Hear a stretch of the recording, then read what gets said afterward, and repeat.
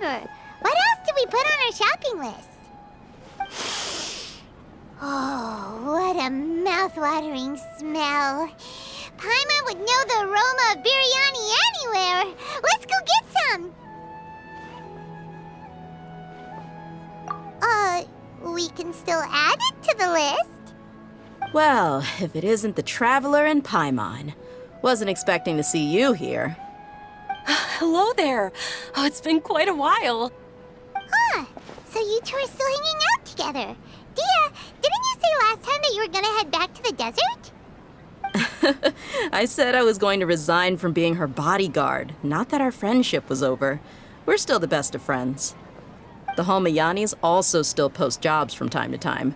Their pay is always generous, so me and the other mercs never pass them up. I told Dia to just stay at our place when she took one of those jobs a few days ago. My parents were delighted. They even said that it always felt like we were missing someone whenever Dia wasn't around. That sounds like something they would say, all right. They're always so welcoming. Anyway, the job is already taken care of, so I was gonna head back to the brigade as soon as I finished a little shopping. But the master kept insisting, and I ended up staying for another day. You can stay for as many days as you want, Dia. Father hasn't even gotten around to treating you to his best dishes yet. You know I'm not the kind of person to stay put in one place like that, my lady. Don't worry, though. There'll always be next time. But she said they'll treat you to the best dishes! Paimon can't believe you can still refuse that! But wait. Didn't you say last time that you would take me on a trip to the desert? Why don't you just take me with you today, when you leave? There are so many places I still haven't visited yet. I'm sorry, my lady, but no can do. There's still a few things I need to take care of back at the brigade. Besides, the desert hasn't exactly been the most peaceful place lately. Oh, come on. Not this again. That's also what you said last time and the time before that. I know, I'm sorry. Just give me some more time, and I promise I'll plan the best trip ever for you. All right, fine. To be perfectly honest, it's not that I wanted to go, it's more like I feel like something is off about you lately. Ever since you first set foot on the estate a few days ago, you've been acting anxious and even paranoid. Have you been delaying our trip because you've run into some kind of trouble? Nah, are you kidding? You're worrying too much. Would you swear on that? Friends shouldn't lie to each other, you know. I wouldn't pry any further if you're willing to swear on what you just said. But if something really is bothering you, then just tell me. You know I'll help you however I can. Oh, looks like Dunyarzad was onto something. You're too perceptive, my lady. Seems I can't hide anything from you. I just thought that nothing good could come out of telling you about the messy happenings of mercenaries. Knowing too much only leads to more trouble. Mercenary life is a dog-eat-dog world where Mora reigns supreme. Everything operates on a completely different set of rules. That doesn't change anything about what I just said, though. We're still friends, and I can only support you if I understand what's bothering you. My lady, you're not gonna stop until you drag it out of me, are ya? All right, I'll share what I know. Let's go somewhere else first. This isn't exactly the best place for a discussion. Okay, let's talk here. Just try not to draw any extra attention. As you may already know, the Eremites have both a lot of mercenaries and a complex organizational structure. Many mercs are no different than me, just going around looking for jobs to earn some mora. My brigade is called the Blazing Beasts. We're not a large group, but every member is loyal and brave. However, not all Eremite brigades are like mine. Some are willing to cross all kinds of lines for the sake of mora. The most notorious is a faction known as Deshret's Relics. Deshret's Relics? Judging from the name, they must really look up to...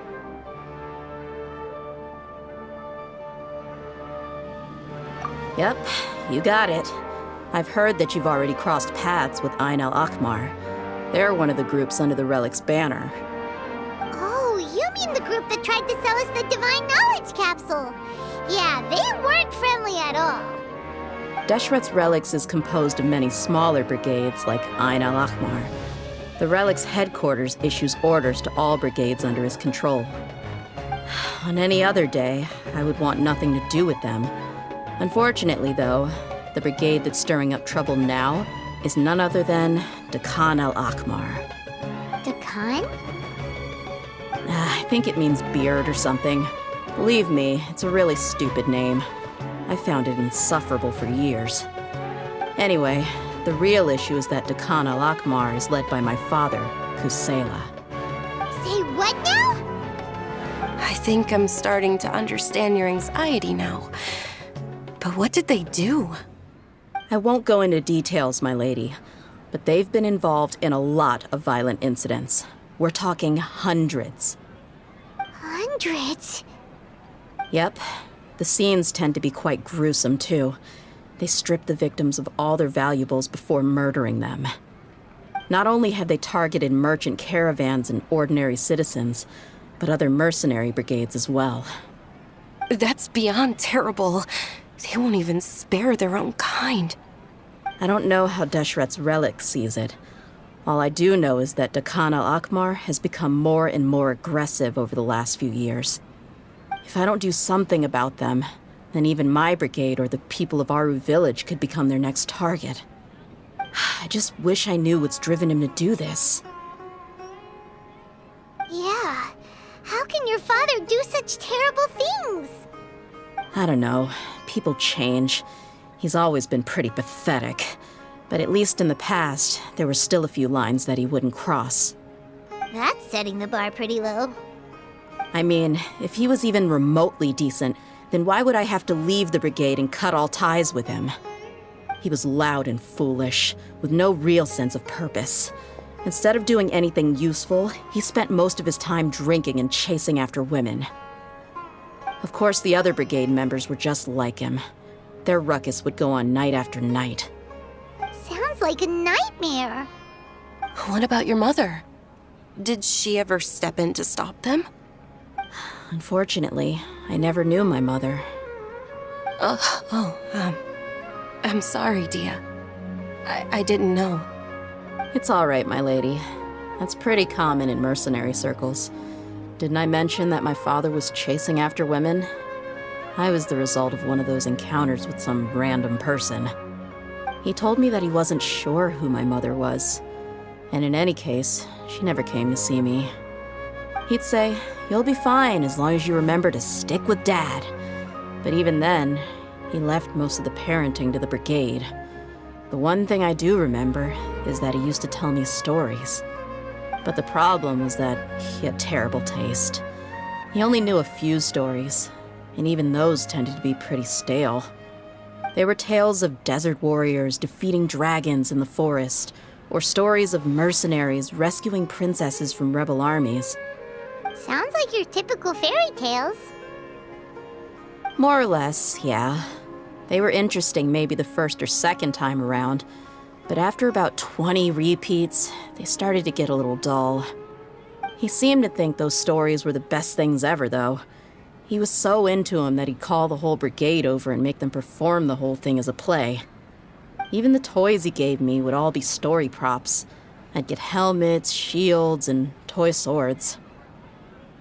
It was only much later when I realized that the shows were more for him than they ever were for me. What an interesting guy. Yeah, I've always found him pretty childish, but that was something I could just shrug off. I had no reason to despise him. Until I grew up and learned the true face of Deshret's Relics for myself. Looting, blackmail, violence, and fraud. They not only accepted such heinous acts, they would even openly boast about them. No one in the brigade was any kind of hero. Instead, my father and his cronies were more like the bad guys that needed to be taken down. Did they really think that as long as they didn't do any of that stuff right in front of me, I would never know? I think I can understand your feelings.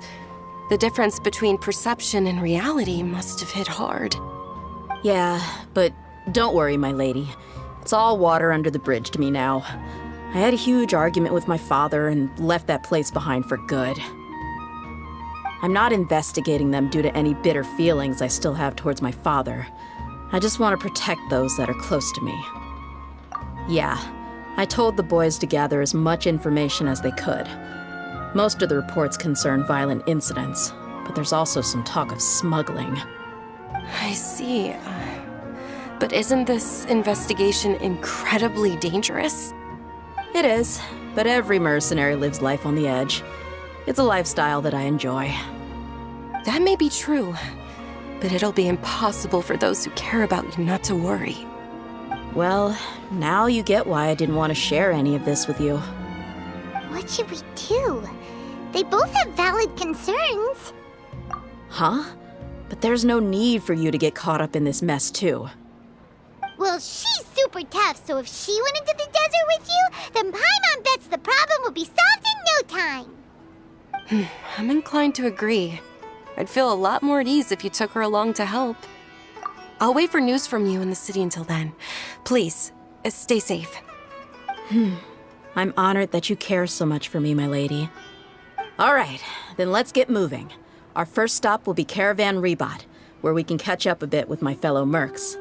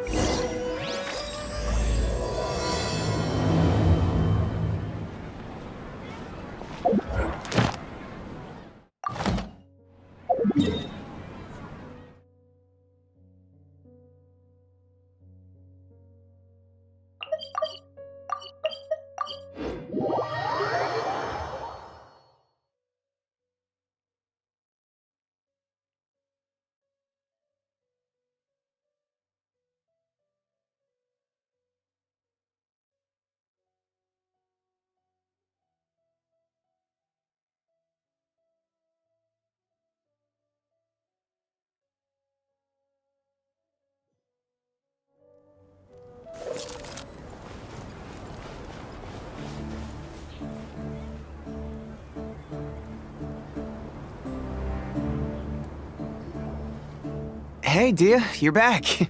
Are these two friends of yours?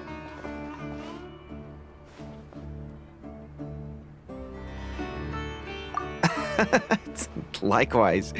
There's no need to be so formal with us. We're a pretty casual crew. Anyway, since we've got a newcomer, let me fill you in on what the Khan al-Ahmar's been up to lately. They've become extremely aggressive. Apparently, even their own now have become acceptable targets. They even attack other relics brigades, just the same as any other mercenary brigade. Even the most ferocious beasts still protect their own. And it sounds like they've thrown that straight to the wind. That's right. Once they've collected enough loot off the other mercenaries, they sell it off to a different brigade, or turn to merchants on the black market. A portion of their profits is immediately exchanged for more food and weaponry to be used in their next violent operation. That's terrible! Yeah, and it really makes you wonder why they're so desperate for Mora. A few days ago, Isham and I trailed them for a while, and even disguised ourselves as merchants to conduct trade with them. We were able to learn a few things from the exchange. Rather than saying they're out to plunder and hoard Mora, it'd probably be more accurate to say that they're experiencing an internal power struggle. Wait, a power struggle? You heard me right. The vast majority of their victims are mercenaries from the other brigades of Deshret's relics. If their only goal was Mora, they could have gone after anybody. The targeted nature of their attacks points to a power struggle between the different brigades within the relics. That's the only plausible explanation we have. Unfortunately, we weren't able to find out anything more specific. It seems they're also trying to keep things under wraps. Oh, one last thing we discovered was that over the past few years, as the Khan al-Ahmar became more and more active, Deshret's relics as a whole became a lot weaker. It sounds mighty strange to me too. Harun, you can leave the rest of the investigation to us. Gotta say though, I didn't expect you to go on a whole undercover mission during the few days I was gone. Sounds like you were really putting your necks on the line, no? Nah, it was nothing. We're just as concerned about the situation as you are. The Khan al-Ahmar is your father's crew after all. What he said. Besides, Dia, haven't you done more dangerous things than all of us combined? What we did is nothing compared to your experiences. Yeah. And while they went to talk with Khan al-Ahmar, I took a look at the last camp they attacked. Any survivors of the attack were already long gone. There was nothing of value left in the camp. Ah, Hisham and Khalaf. You're here too. We rushed over as soon as we saw you come into Caravan Rebat. Although this new friend of yours looks a little green behind the ears, I'm sensing a special vibe from her. Now that we know you'll have a capable partner with you, we can also rest easy. Hey, what about Paimon? Feel anything special? Oh, you're also planning to tag along with them? Of course! Paimon is the traveler's most important guide. Wherever she goes, Paimon will follow. Oh, in that case, then you'd better take care of her too, Dia. Don't underestimate Paimon! Don't worry about her.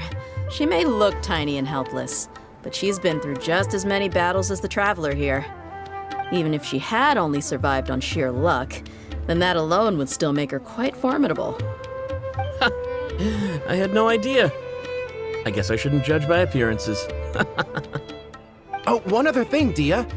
When you're free, why don't you update the deputy about your upcoming schedule?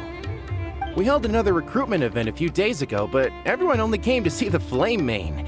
You weren't around at the time, so people were pretty disappointed to only find our crew of rough, unkempt guys. The deputy put a lot of effort into the event, but it was basically for nothing. Only a few people chose to stay, and that really got to him. Sorry to hear that. I'll be sure to bring him some great liquor next time. I left in a hurry and I couldn't make it back in time for the event. Gotta admit, I can understand their disappointment, though. You're our brigade's main selling point, after all. Now, if only the deputy could figure out a way to bring a few more smoking hot members into our ranks. Keep dreaming. Remember the last time I invited a couple gals into the brigade? You all just froze up with your mouths gaping like a bunch of scarecrows. The awkward silence and weird expressions left quite the impression on them. They were originally interested in joining us, but after that, they both told me they were too uncomfortable to stick around. Hey, didn't we agree to never bring that up again? Huh? Wait, are you serious? Why have I never heard about this? I don't think you were part of the brigade yet. Are you kidding me? I missed a once-in-a-lifetime moment like that and you weren't even gonna tell me? All right. We can tell you about it later. Now's not the time. Hey, don't you try to change the subject. You and Hisham get your butts over here and tell me everything right now. Are they always like this? More or less. There aren't many rules or graces when it comes to mercenaries. We're used to just speaking our minds. If someone starts getting under your skin, you just yell right back at them. And if that doesn't put an end to it, then you just challenge them to a fight. But we also don't tend to take many things too seriously. Being direct and getting it all out of your system as soon as things come up is better than keeping everything bottled up, never talking about it. That's also why I never spare their feelings when I talk to them. If I want to laugh, I'll laugh. If I'm angry, then I'll unload on them. It's hard to stop once you get used to it. Though, I can never do that when I'm with the Homayanis. Hey, knuckleheads! Can you at least tell me the rest of the intel before you go back to your bickering? Yeah, you hear her, Khalaf? Told you we gotta focus on the investigation first. I drew up a map. Right here's the spot. There you'll find the merchant caravan responsible for getting rid of Khan al-Ahmar's looted goods. All you gotta do is wait and ambush them in the evening. They'll have no idea what hit them. Perfect. Thanks for that. Be sure to pass my regards to everyone else in the brigade as well. Will do. You stay safe, Dia.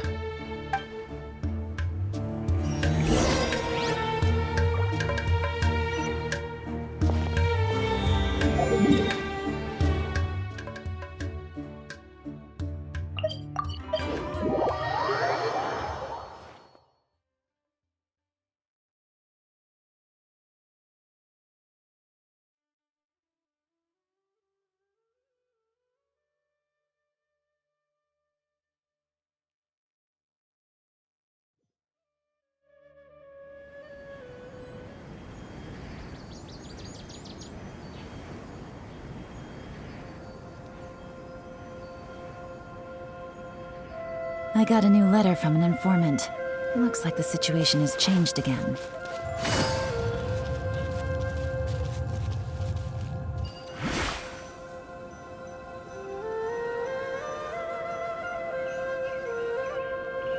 This should be the place.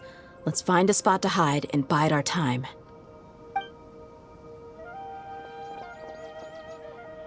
It's gonna come down to a fight one way or another, so let's all be careful. No need to worry. She knows her way around a fight. I'm not worried about that. What I meant is that we probably shouldn't go too hard on the enemy. After all, we still need to get information out of them.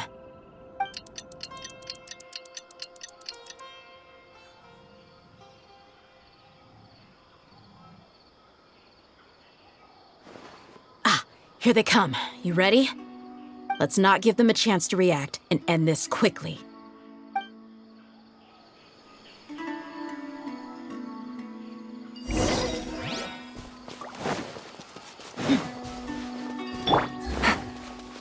That's close enough. Feeling Game lucky today. It's over. Dissipate! Where do you think you're going? Look alive!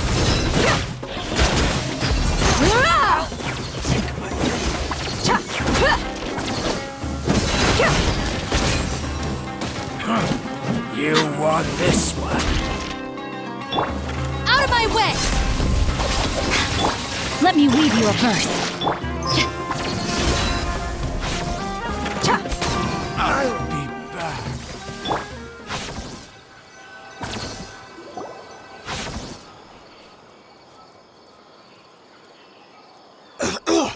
Huh? You're the Flame Bane. Good. That saves me an introduction. All right, time for a little talk. Are you buddies with Dakana Lakmar now? Tell me, what are they after?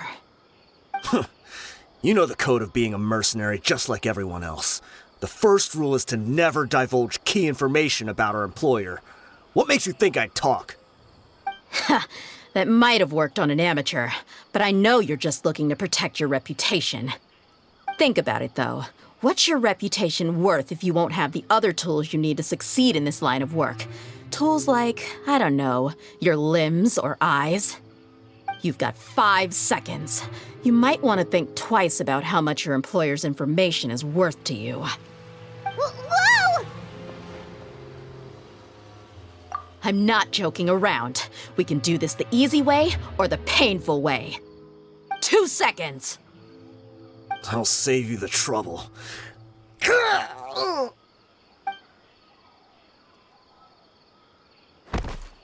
Huh? Are you crazy? He tried to bite off his own tongue. Quick, search the area for any first aid supplies. I definitely didn't expect him to go that far. Thankfully, the wound wasn't too deep, and he just passed out from the pain. But why would he be so extreme? I just wanted to test his mettle. You can get a lot of mercenaries to talk just by threatening them. I didn't expect him to be willing to go through so much pain just to deny us some intel.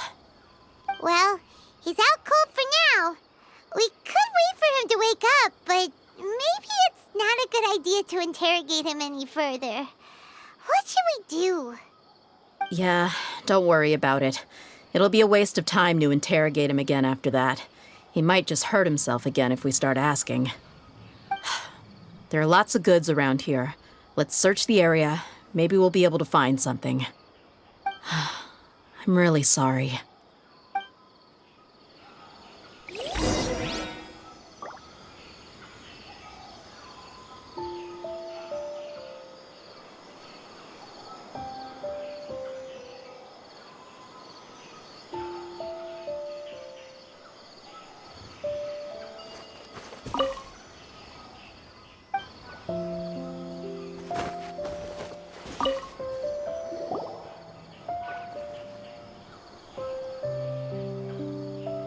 We found a piece of paper with a bunch of names on it.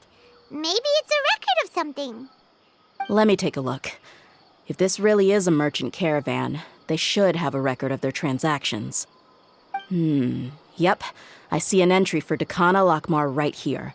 Kusela, Idrisi, Bashar, and Takriti.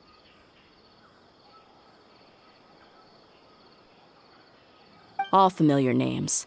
Dakana Lakmar has been trading for a hefty supply of food, weapons, and medicine. It seems that in the past, they used to receive some canned knowledge as well. This caravan is just one link in their logistics chain. Once in the rainforest, the caravan will exchange the looted goods for Mora, and the funds will then be passed to a specific person. That person will then pack the caravan full of necessary goods, which will then be brought right back to Dakana Lakmar. Wait, why is there no Mora value recorded for the final transaction? No value? Yeah, every transaction before the last one was marked with an exact amount of Mora, but the final one, where they paid for everything to be brought back to the desert, was simply marked as delivered.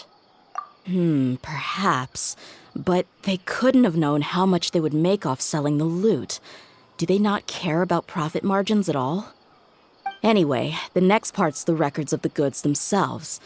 There are a lot of entries. Everything was probably sourced from the rainforest. Huh? What's wrong?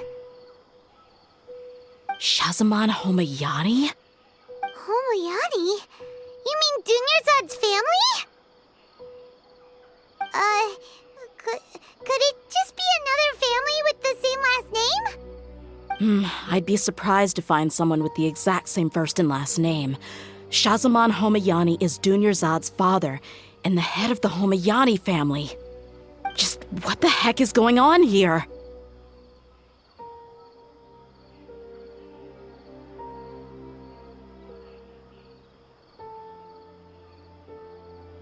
I'm sorry, you're right. I'll consider what we found and not jump to conclusions just yet. But what this piece of paper confirms is that the Homayani family has been providing goods to Dakana Lakmar. What if the Homayanis have been kept in the dark and don't know they've been trading with Dakana Akhmar? That's a possibility, but if that was the case, why is this caravan specifically named Shahzaman as their person of contact? They could have just as easily bought goods such as food and medicine directly from Caravan Rebot or Port Ormos. Yeah, funding violence and looting. The brigade gets the goods, and he is paid the proceeds from the sale of the loot. But why would he do something like this? It's not like the Homayanis are in need of money. I honestly have no idea. I've been to their estate many times, and I've never noticed anything suspicious. The only potentially large expenditure I could think of would be the treatment costs for Dunyarzad's Elazar. Maybe they borrowed a lot of Mora in the past? But that's still just a speculation.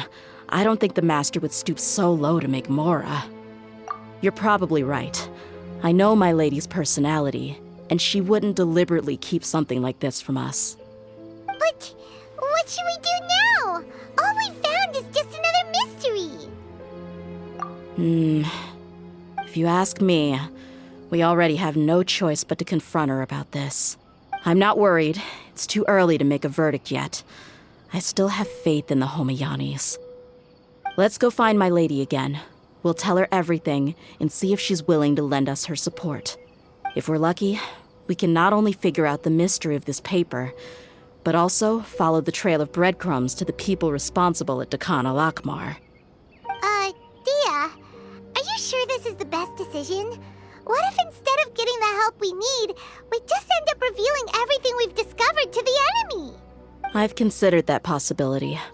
But even still, I want to tell her what we found. I think I owe her that much. True friendship is built on trust. She showed genuine concern for me when we first brought up the topic. I can't repay her kindness with doubt and suspicion. That's not how I deal with people. You're right. Paimon wants to trust Dunyarzad too. Yeah. Let's pay another visit to Sumeru City.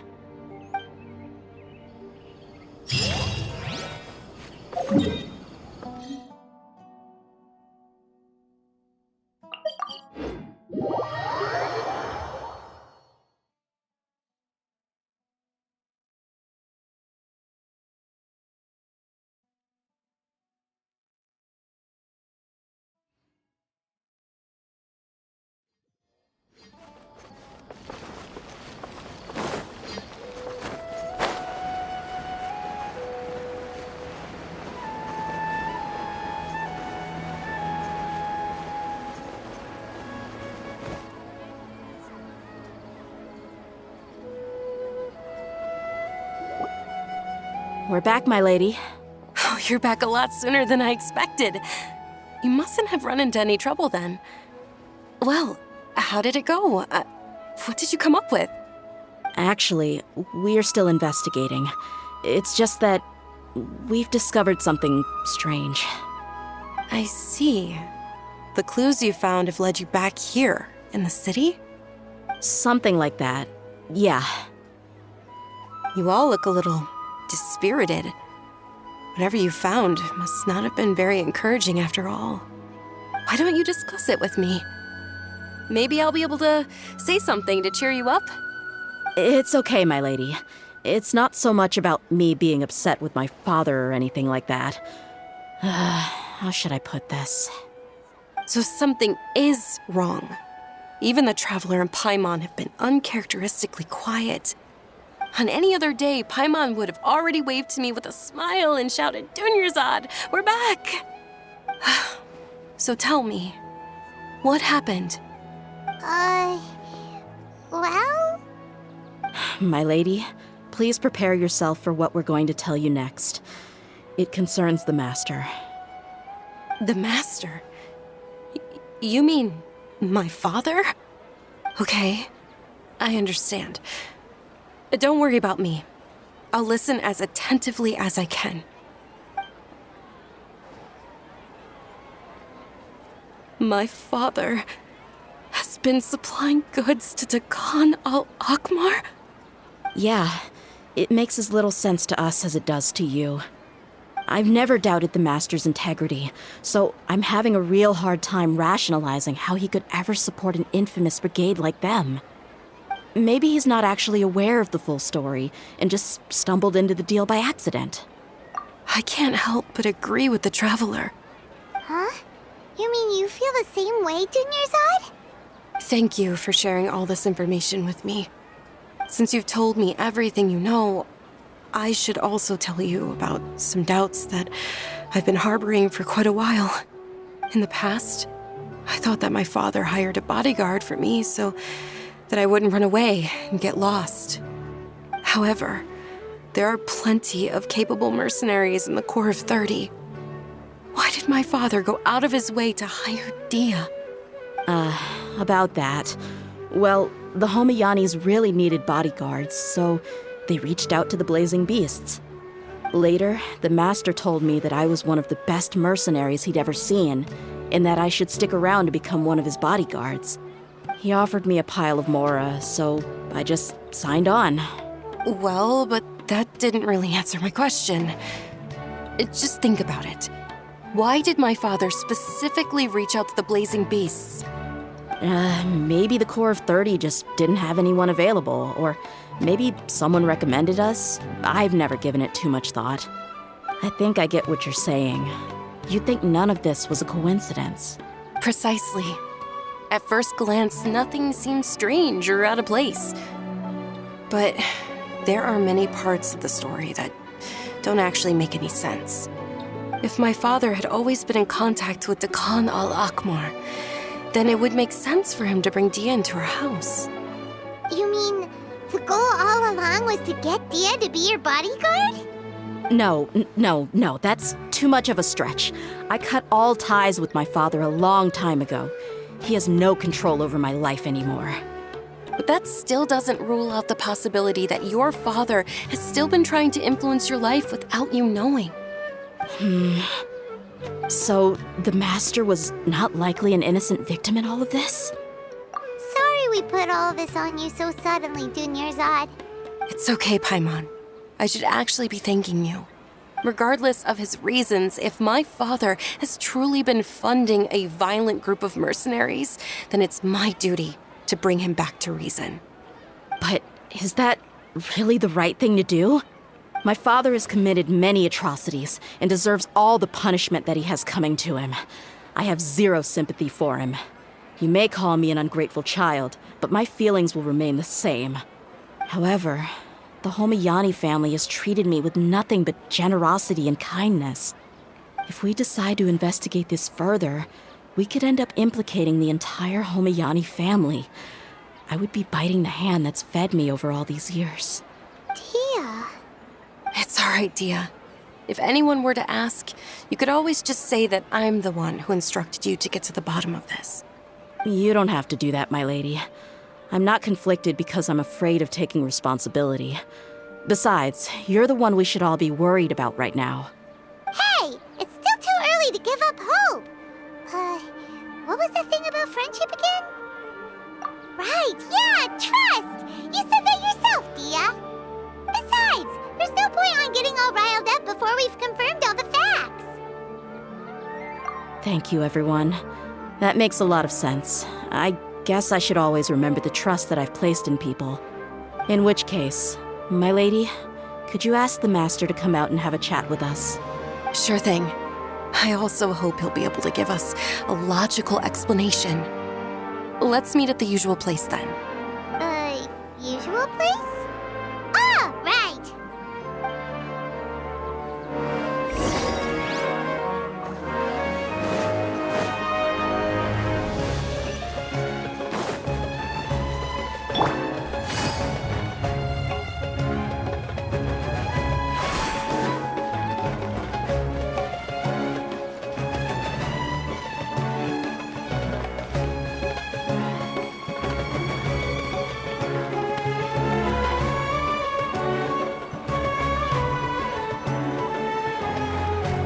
Thank you for coming, sir.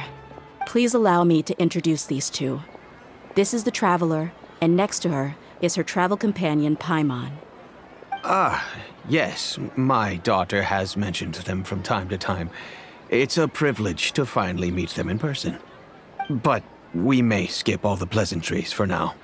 What is the important matter you wish to discuss with me today? Well, we wanted to bring this transaction record to your attention. There's something on this record that we're all pretty curious about. So, that's what you found? Huh. Seems like I can't keep everything from you much longer. If you wouldn't mind, we'd like an explanation. Well, it's a long and difficult story. And to be perfectly honest, I'm not sure if I'm doing the right thing. What I do know, though, Dia, is that the truth will bring you no solace. If anything, it will likely cause you a great amount of anguish. Wait, me? Yes, I understand perfectly why you came to see me, and I am touched by your collective commitment to do the right thing. But knowledge always comes at a price, and sometimes, as they say, ignorance is bliss. Your father, Kusela, and I both believed that. Of course, you have the right to seek and learn the truth, but I must warn you. The facts of this matter may reduce everything you've built for yourself into sand, blowing in the wind. If you must proceed, then Kusela's heartfelt efforts will also fade into the wind like a fleeting mirage. His heartfelt efforts? I'm sorry, sir, but I'm not sure I follow. I've made it this far in life without a single drop of my father's support. I have my own ideals and ways of looking at the world, as well as people and causes that I've chosen to cherish and fight for. None of these things have anything to do with him. I came here today to support you as the head of the Homiyani family. No warning will change my stance on that. I understand. Then let me tell you a little story. Our family once needed to take a trip to the desert when Dunyarzad was just a baby. Along the way, we were attacked by bandits. They had superior numbers and quickly overpowered our bodyguards. When all seemed lost, a group of passerby Eremites lent us their support. Those Eremites were Kusela's brigade, Dekan al-Ahmar. Kusela's men told me that the attackers were Eremite mercenaries, just like themselves. I was shocked. Why would Dekan al-Ahmar go so far to save us and not spare the fellow Eremites? Kusela was grinning and walked over to play with baby Dunyarzad. She was startled by his unfamiliar face and nearly started crying. Really? I never knew. He said that he had no particular reason to help us. He just took pity on us because he had a daughter about the same age. We started talking about our children, and I sensed that he was a devoted father. To repay his kindness, I hired his brigade to help out at our estate for a time and offered everyone generous remuneration. So, that's what happened. It was many years before I saw him again. I almost didn't recognize him the next time he came knocking on my door.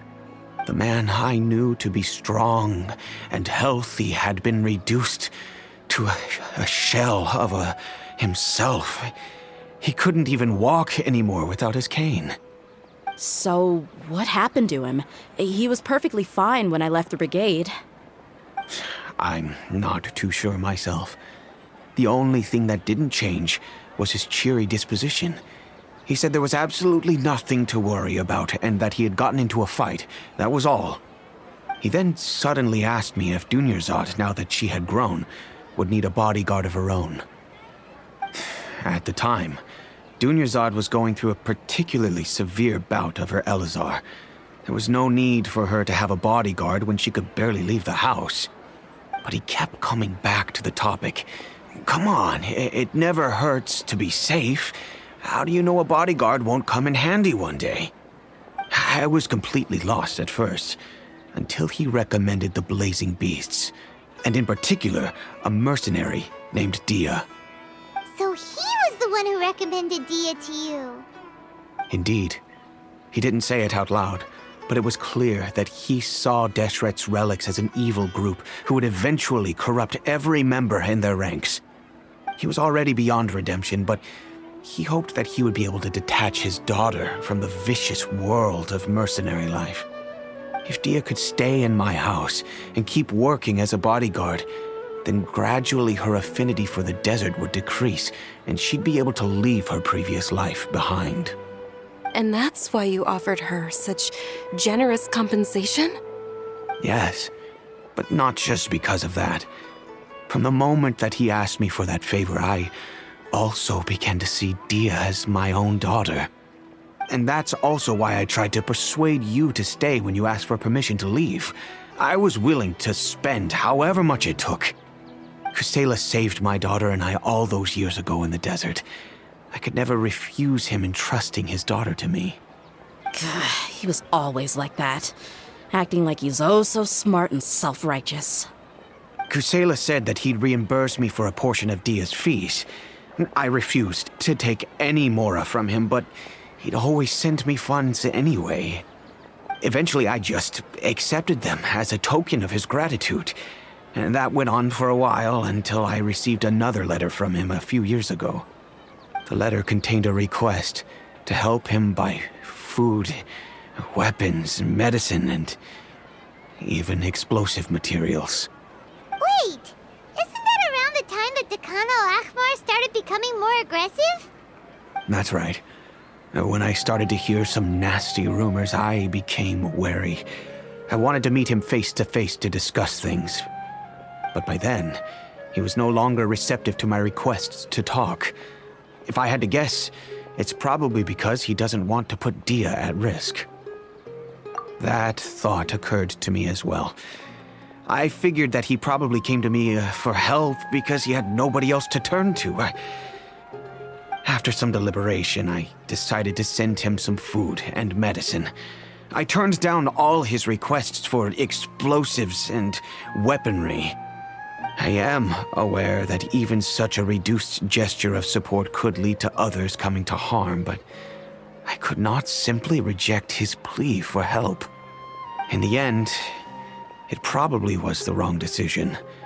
I plugged my ears to the rumors and just chose a solution that made me feel least guilty about myself. If you can, please tell me where he is now. None of the things he's doing right now make any sense if he's just trying to keep me from getting tangled up in his world.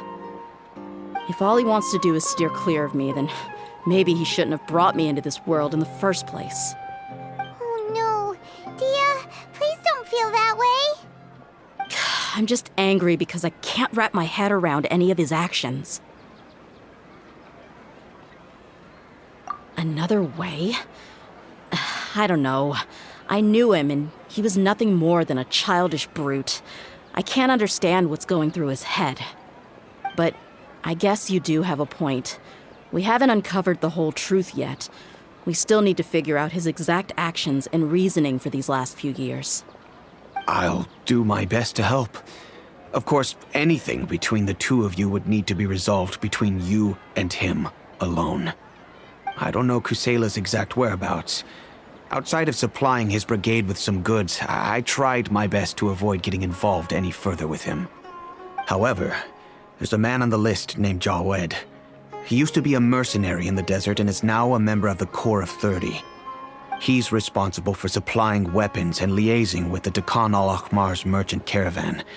I think he should know Kusela's whereabouts. I've heard that he likes to have a few drinks alone and enjoy the cool wind at night outside the tavern. Maybe you'll be able to find him there. Understood. Thank you, sir.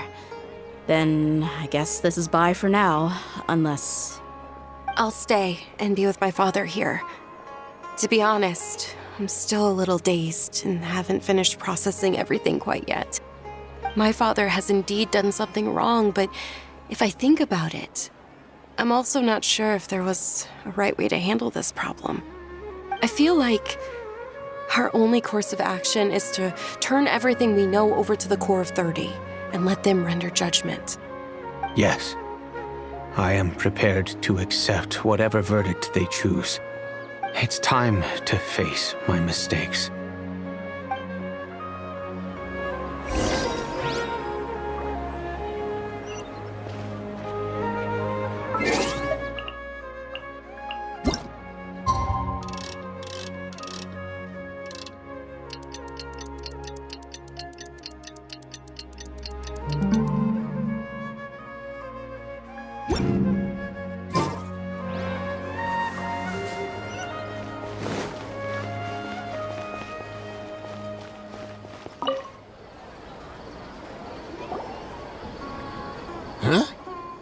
Who are you guys?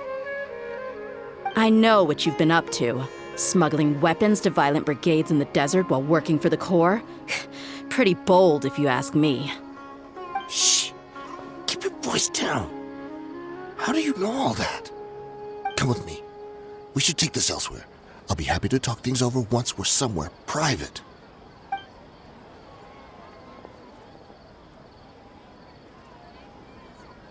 This place should do. All right. Back to my question. How did you all know about me? Don't worry about that for now. You know what kind of punishment you'll face once we report you to the Corps, I assume. Wait. There's no need to jump the gun. Let's talk this out. What are your terms?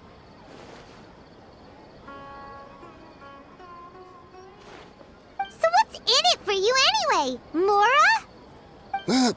Well, I was a little tight on money at the time, and Kusela took good care of me in the past. I weighed it in my mind, and I couldn't find a reason to turn the opportunity down. I wouldn't only be helping my benefactor, but I could also make some quick Mora. Let me tell you how it is. We're investigating Dakan al-Akhmar, and we're gonna put an end to their operations. If you provide some help for us, then we might just put in a good word later to reduce the terms of your punishment. Hey, why don't we discuss this a little first? Listen, I made quite a bit of Mora from my last run. You just give me a number, and I'm sure we can... Shut it. My patience is running out. You should know when a mercenary is after something other than money. All right, sheesh. But you gotta promise you'll put in some nice words for me later. They're always on the move. Here's the spot they were at the last time I made my delivery to the desert. Feel free to go have a look. I'm just telling you though, it's not on me if they're not there anymore. Sure. And then you can forget about any nice words from us. Hey, come on. Now you're just being unreasonable. Really? And how do I know you're not leading us straight into a trap? Don't forget, you're the one with no bargaining chips. All right, I get it. Why don't you go take a look, and if they're not there anymore, I'll try to figure out something else for y'all. Now that's more like it. Let's move. And as for you, try to stick around the city until we get back. You don't want us to call the folks from the Corps and have them drag you back to the city.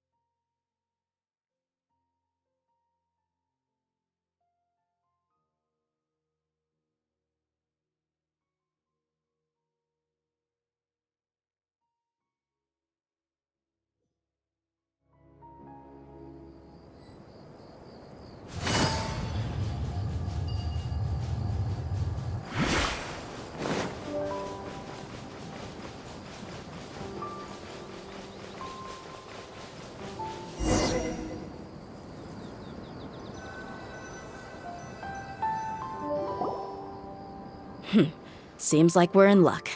That should be their camp right up ahead. Let's go. We'll finally get to the bottom of this ourselves.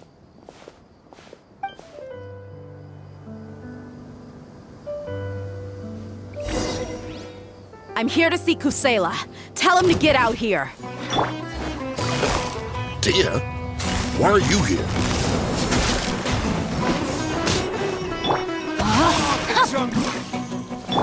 Stand with me!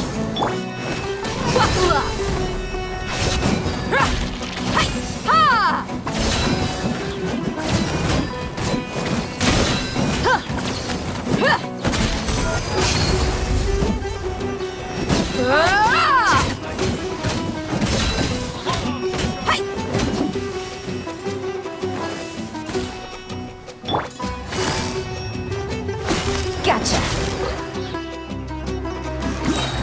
Things are about to get dicey. Haven't you all done enough? So you also need to stop us. Stay out of this. It's got nothing to do with you.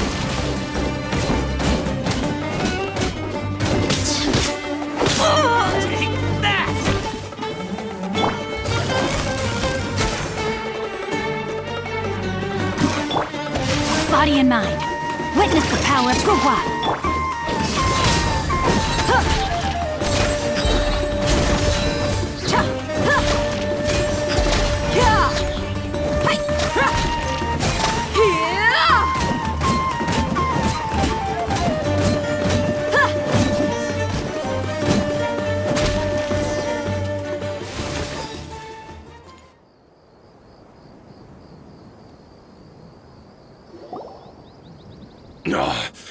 She's so strong. Enough fighting. We all know each other, and I don't want to take things too far. Just bring Kusela to me. There's no use hiding him anymore. Did you understand a single word I just said? Or do I need to bash your skull in some more? All right, everyone, let's all just calm down for a second. Dia, the boss can't come out and see you anymore. He died a long time ago. What? Seems like you've been out of the loop for a while. Guess that's for the best, though. At least, that's what the old man wanted. When did he die? What happened to him? A few years ago, Kusela broke up Dakan al-Ahmar and went to the Deshret's Relics headquarters by himself. So is that when you guys started acting up? We would prefer to call it taking revenge. Every last person in Deshret's Relics must pay in blood for what they did.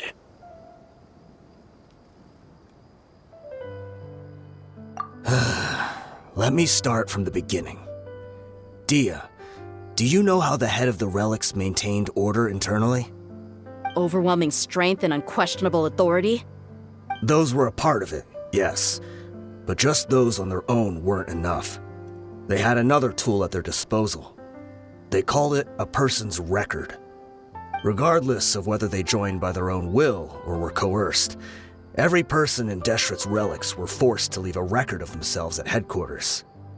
Whether it be their deepest sin, some unforgivable act, or their most immoral exploit, the record served both as a symbol of loyalty and the perfect material for blackmail.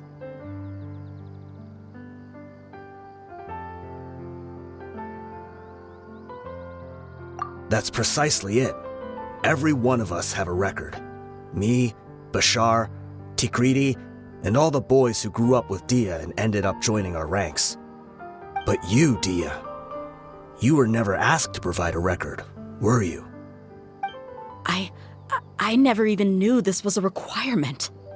You were probably the only person in all of Deshret's Relics who didn't know about it. Ever since you were born, Boss had been trying to shield you from this organization's sinister rules. Not only that, but he also banned all of us from committing any nefarious acts. He said he'd take care of the dues we had to pay regularly to headquarters. But in the end, he was just an ordinary person. What could he do? He was forced to go to headquarters again and again to account for missed dues and incomplete records. He'd come up with all kinds of excuses, and get beaten up as a result. We all knew he was doing that for you. He wanted to get you out of this world, no matter what it took. And that's why he became a shell of himself and couldn't walk without a cane. Wait, but that doesn't make any sense. I didn't know about any of this, and I'd never seen him get injured or beaten. Because you were too young at the time. How would you ever tell between wounds from a beating and wounds from battle? When you left home after that final argument with him, he seemed to age by a decade overnight. Even his hair went gray. So even the blazing beasts were... Yep. It was all his doing. Had he not arranged them to come to you, you probably would have been reduced to a pulp before you ever left the desert. A few years ago, Boss said he needed to make another trip to headquarters. He was already pretty weak then, and we all assumed he was going to get beaten again.